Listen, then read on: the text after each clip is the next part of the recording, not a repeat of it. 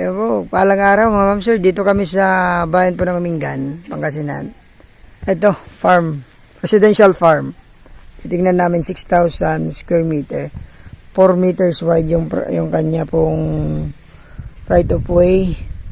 From cemented road, 30 meters. 30 meters may higit, sabihin na natin. Mga ma'am sir. May power line, internet, Jetmatic po ang water source dito. Kasi ito yung property, start dito. Tapat po yung ano yan, bulig na yan. Tapos ito naman, ito yung milina, yung tapat naman niya. Pag ganun po tayo. Sa may bakod na siya. So, ito po, farm. Magandang residential farm. Bakasyonan po, pwede. Magtanim ng kalamansi farm, pwede. Tapos maglagay ng bahay dito. Mataas po sa property nito mga ma'am sir, wala pong baha.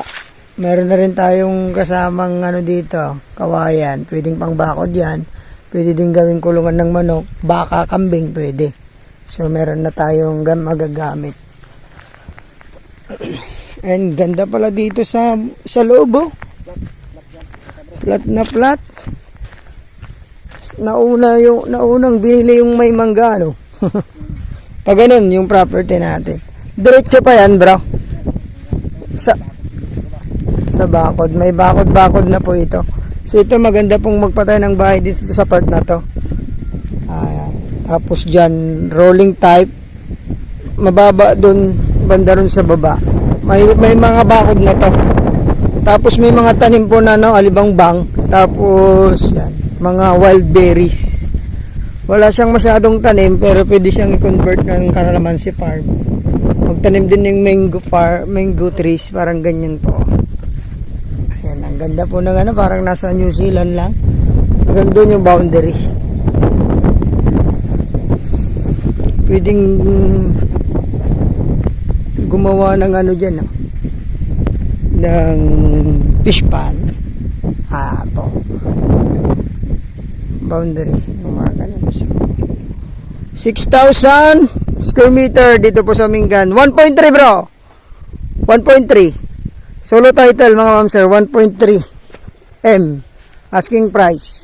Sagot po nilang capital gains. From National Road, mga 10 minutes drive. From National Road po, Umingan, Isabela to Carmen. National Road. So, malapit din po ang school. Bandarayan po. Dito sa bayan po ng Umingan. Magandang farm, mga ma'am sir. Baka magustuhan nyo to. 6,000 square meter. Ayan. Thank you po. God bless po sa ating lahat. Ayan. Ito yung kabuuan ng property. Kasi ito naman po yung right of way. Papuntang cemented road. 4 meters wide to. Malapit lang. Ayan po yung cemented road sa mga kasama natin. Yan, lapit po. 30 meters. Yan. Kalsada. Ayan po. Sige po. God bless po sa ating lahat.